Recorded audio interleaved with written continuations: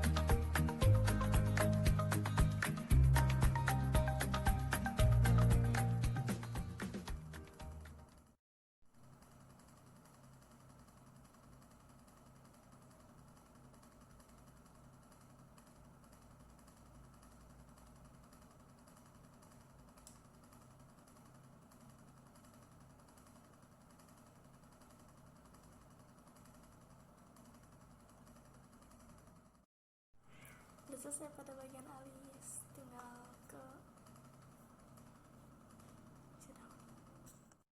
di sini aku pakai warna yang nggak terlalu terang, soalnya kan nanti nada tuh kayak serum gitu kan, jadi nggak lucu kalau situnya juga warnanya terang. Coba dulu ondel bentar. Sini mungkin aku pakai warna yang agak coklat-coklatan gitu kali ya.